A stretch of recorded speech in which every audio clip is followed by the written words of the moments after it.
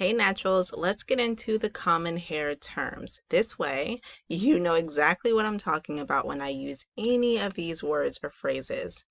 Now, the first thing I want to start talking about is hair porosity. This is the hair's ability to absorb and retain moisture. So let's just write that in. Definitely take notes as I'm saying this. And retain moisture. Now, moisture's technical definition is water. So let's just put water in the parentheses. So when you think about porosity, just like our skin is porous, when you put water on it and you look, this a second later and look at the skin again, the skin most likely absorbed that water. So when we think about the hair is porous as well. So when you apply water, sometimes it takes a little longer for the water to absorb. Sometimes the water absorbs very, very quickly, but it also releases water or tries to dry out very quickly. All of that has to do with porosity. Now, you may know porosity as being low, normal, or high. Normal porosity is definitely the goal because that is the way a cuticle is supposed to act as a healthy cuticle, as if it's normal porosity. Now, I know that when people have low porosity and high porosity, they can maintain cute styles and they can maintain some type of temporary health to the hair, but a healthy cuticle is normal porosity. So let's just type that in or write it in. Now, when we think about high porosity, it typically means that the hair has been through something. It's either been neglected of moisture or it's been over-processed with color. Even semi-permanents or henna can make the hair high porosity. It could also mean that the hair has been compromised multiple times. So it could mean that you've done synthetic braids back to back and you've actually used some other fiber to intertwine with your hair, and that started to rub the cuticle, thus making the porosity of the hair higher than it should be. You can be low porosity, meaning that it takes a while for moisture in products to actually penetrate, and it also means that it easily builds up on top of the hair strand. That's because the cuticle, which we'll get into in a second, is basically not opening all the way or it's quickly shutting. So now that we know about hair porosity, because you don't really have to make it such a complicated thing, right? It's the way that it absorbs, it's the way that it retains. People think about absorbing a lot, they forget about retaining. Retaining also is important because high porosity hair is always thirsty, it's always hungry, and that's because it never retains the moisture it truly receives. With low porosity hair, it's so sealed off from additional moisture, which is why we recommend clients shampoo their hair more frequently so that on wash day the hair truly gets water. But when it doesn't, that makes low porosity hair more prone to being dehydrated, meaning the cortex is just not getting enough water. So when we talk about the cortex, this is the innermost layer. Oh, innermost layer of the hair strand. The cortex houses the strength, the pigment, and the texture.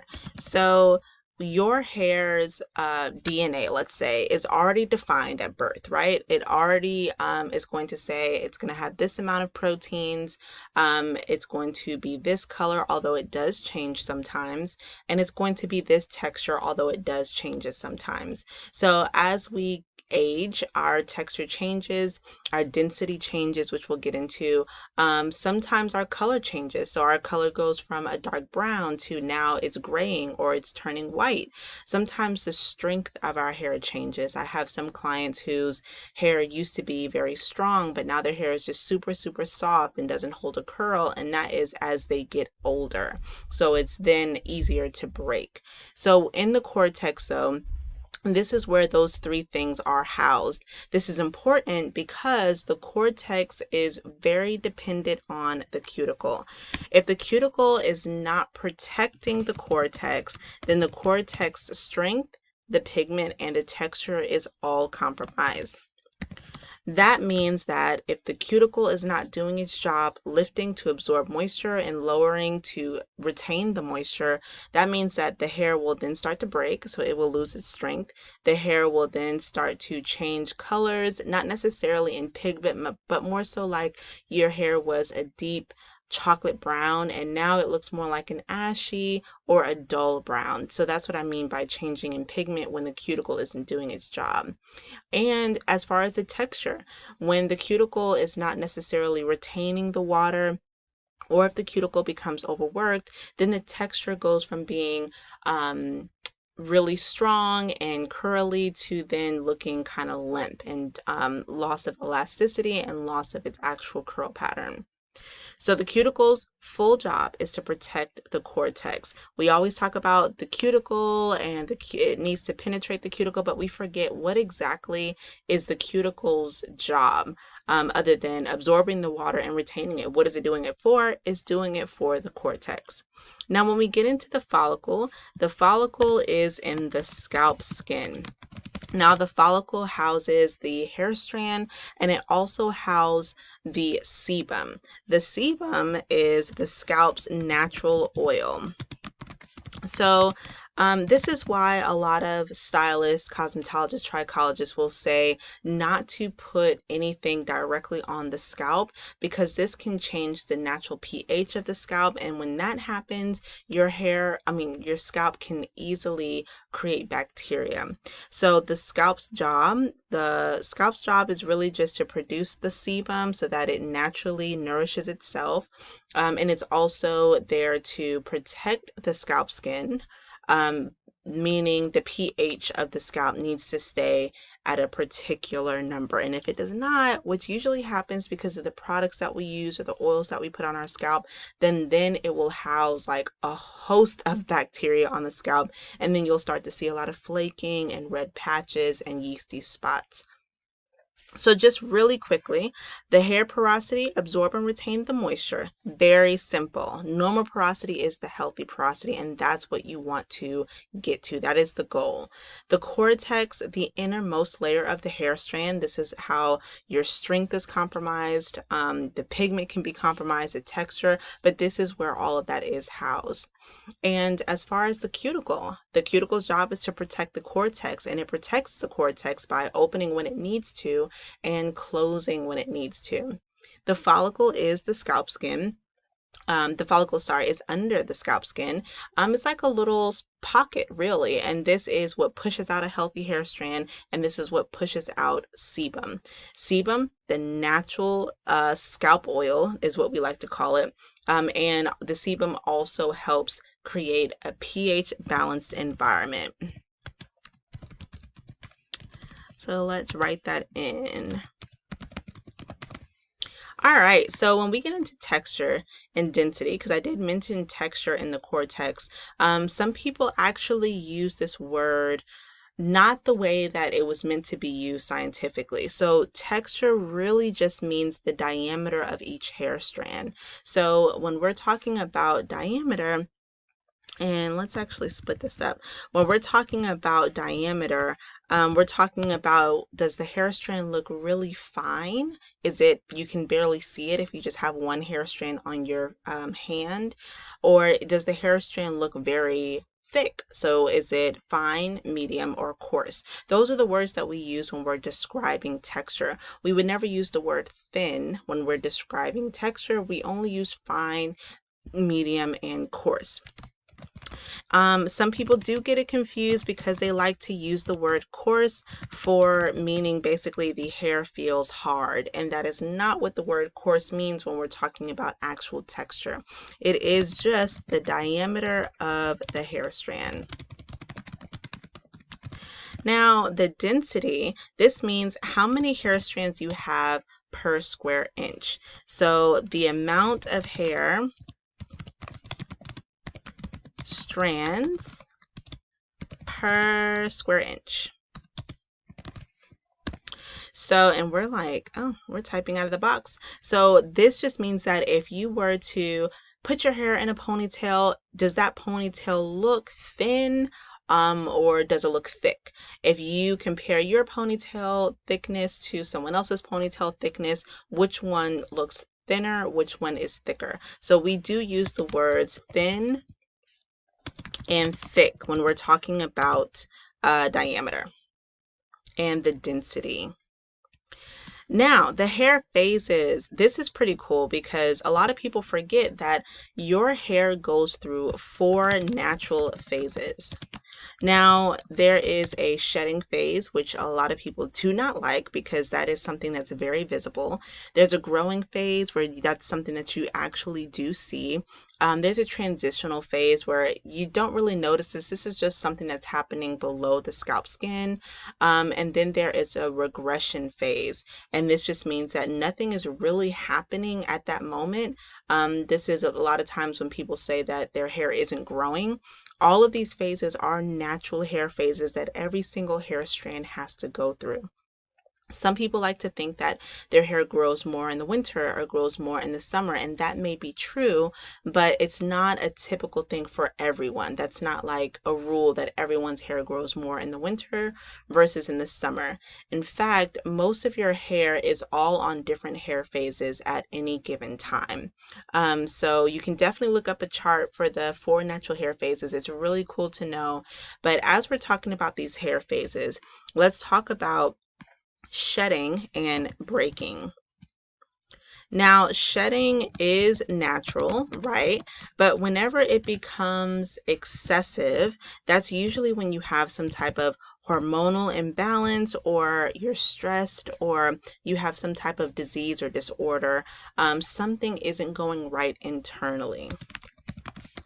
So let's put either it's natural shedding, or if it's excessive, it's something internal.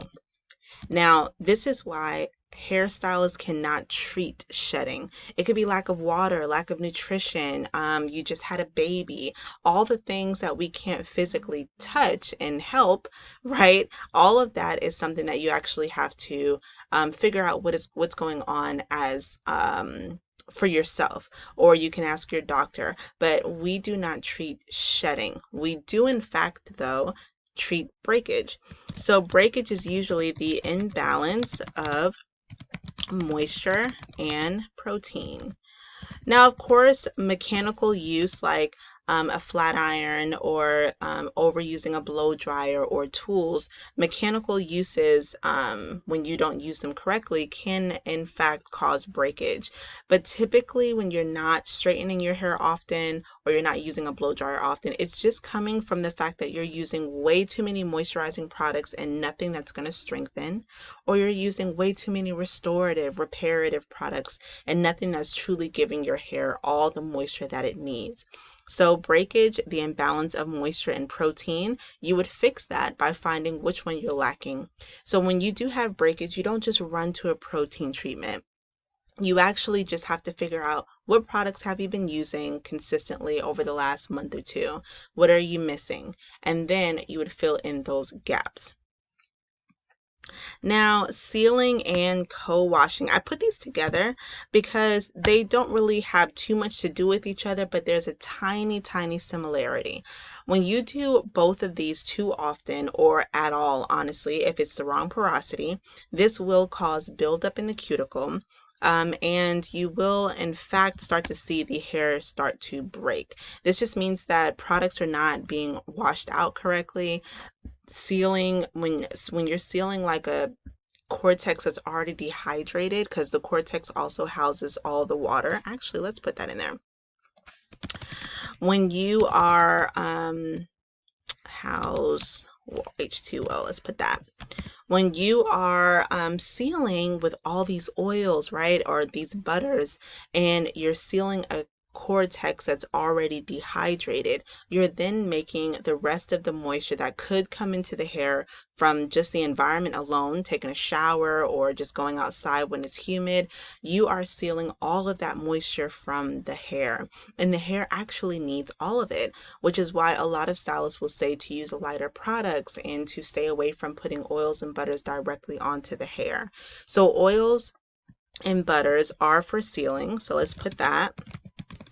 They are not for moisture. sealing, gives you no moisture at all.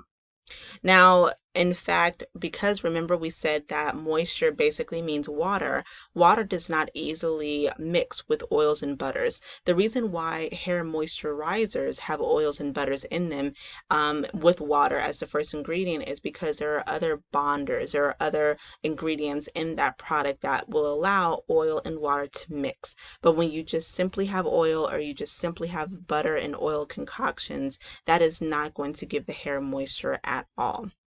Now with co-washing, this is okay if you use light styling products. If you do not use light styling products and you're using gels or butters or really heavy creams, all of those types of styling products have to be shampooed weekly or bi-weekly. So let's even say, you worked out, so your hair isn't necessarily dirty, quote unquote. You still have to shampoo the product that you put in your hair. Now, people do get a little scared about over shampooing their hair, but I do think that they forget that you also condition right after that step of shampooing. So it isn't that you're just stripping the hair, unless you have a very strong shampoo or a clarifying or a deep cleansing shampoo.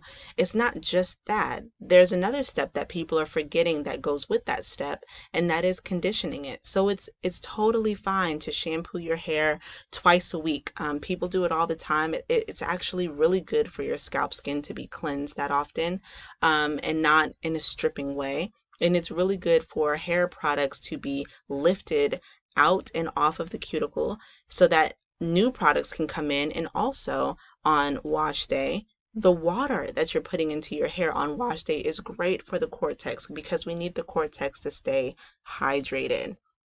So with co-washing, I would just say that if you aren't necessarily using the lightest of the lightest products, you do not need to co-wash. In fact, you shouldn't. The other thing with co-washing is if you are low porosity, co-washing is an absolute no-no. That is because products are already building up into the cuticle very, very easily. So on every single wash day, you do need a shampoo to get all of the products out, properly impart H2O into the cortex, and then reapply those styling products. So let's just put not for low porosity. And let's scroll this down a little bit. And let's put not for heavy products. Now, hygral fatigue. This is what I was explaining when I was talking about hair porosity. This happens when the cuticle is basically being overworked and it is constantly opening and closing, or rising and lowering, basically. Constantly rising and lowering. So this will leave the cuticle vulnerable. And when the cuticle is vulnerable, you know that it is not protecting the cortex. I cannot spell today. Vulnerable and isn't protecting the cortex. Now, this is when a lot of people are starting to say, I'm losing my curl definition, I am losing my elasticity, and I didn't put that on here, but elasticity just means when you pull your curl, does it automatically bounce back? Some people lose their elasticity, which also has to do with the strength of their hair because they're wetting their hair too often. Their hair is always wet. They're always moisturizing and never really doing any type of strengthening treatment or having protein in their products that they're using. So their hair is just very, very soft and very, very weak. So hygral fatigue will definitely do that. I have actually, let's see, I'll show you a picture. Let's go up some. This picture right here is a picture of hygral fatigue. So she had a lot of stretched curls. Her hair was very limp. When she had actual individual twists or even flat twists, they were swollen. They didn't really condense into like a chunky looking twist. It kind of looked like her hair was swollen and it never really condensed from that, even when it was completely wet.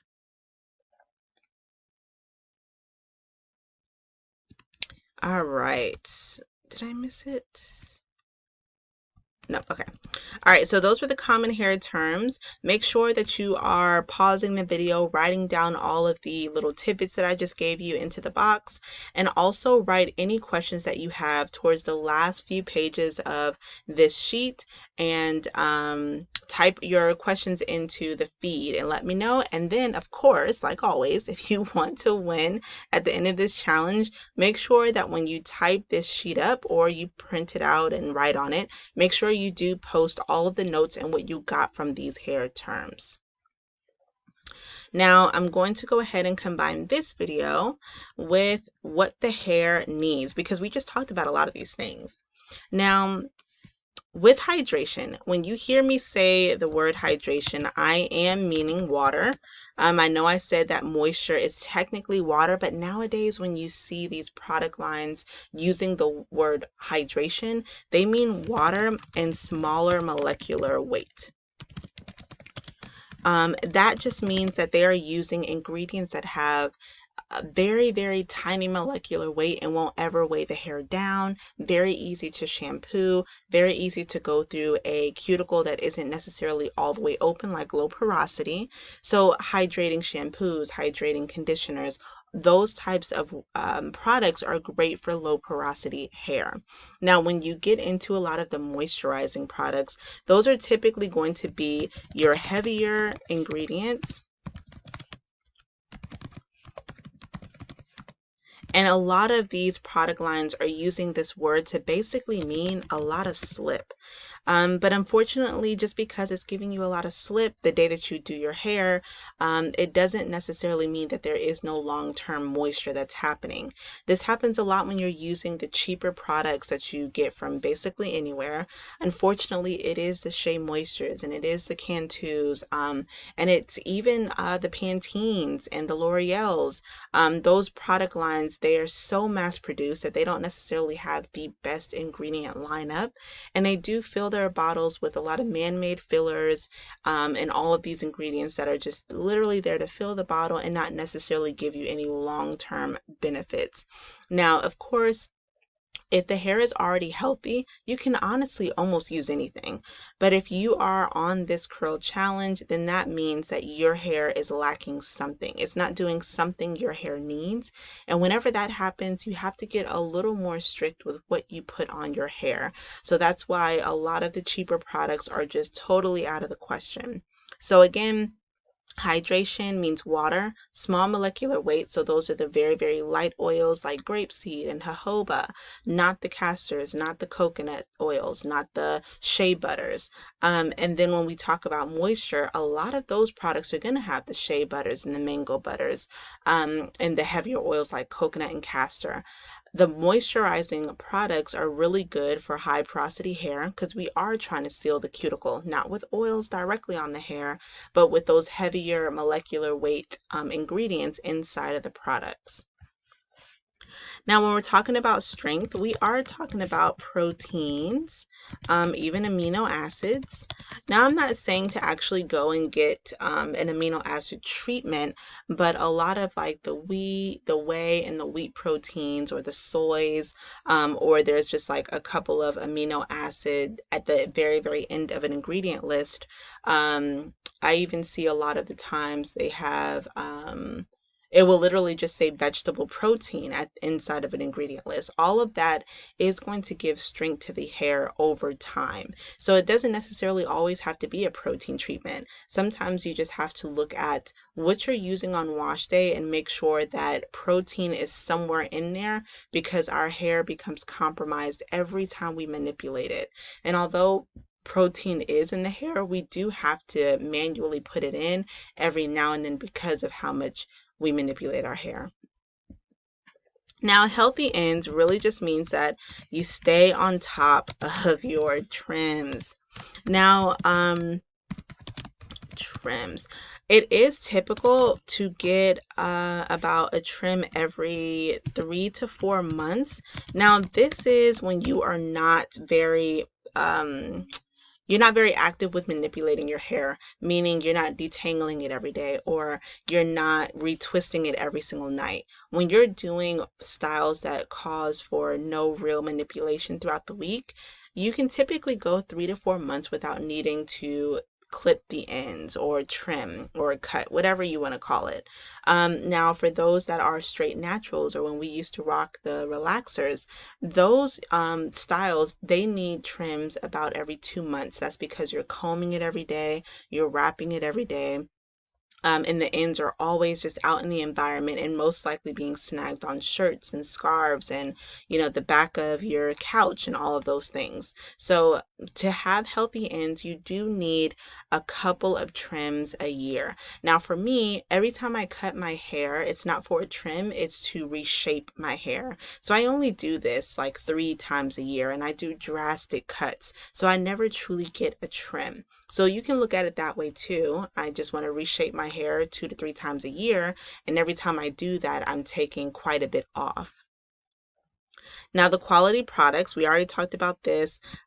You honestly want to avoid cheaper products if you have anything going on with the hair. Those products were not made to truly help you gain back the health.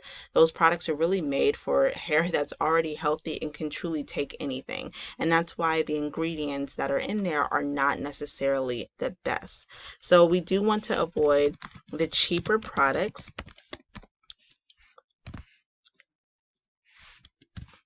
and the products that are just overly oily.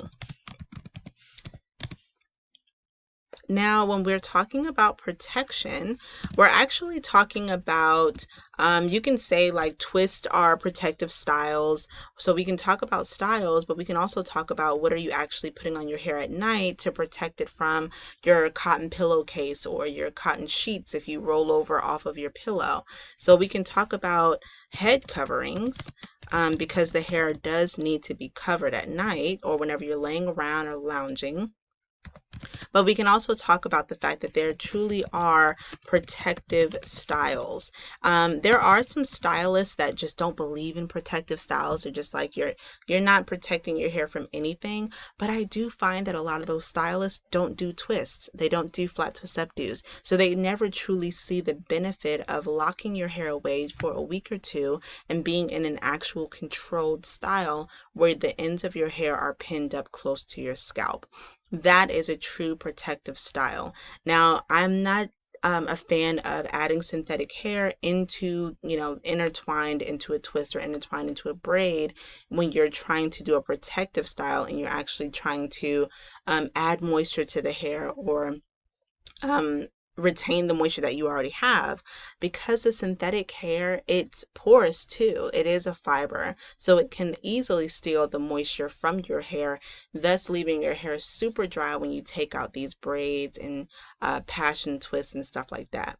So when I say protective style, I mean just putting your hair in individual twists with your own hair or braiding it up into like a cute bun or something like that using your own hair. I don't mind actually making the bun piece out of synthetic hair, but just the intertwining of hair into our hair. If the hair is already compromised or vulnerable or unhealthy, that just isn't protecting. The last thing I have on here is to always analyze. This is because regimens change with the season. It changes when your habits change, your lifestyle changes, your products that you need to use changes often. You can come in with high porosity hair that needs protein every single month. But once you can get to normal porosity, you then have to stop using the products that are so heavy in protein. You then have to switch how often you're doing your protein treatments, which is switching your regimen, and you will have to switch the products that you're using on wash day, going from heavier moisturizing products to lighter hydrating products. So always analyze your scalp, always analyze what your hair is doing.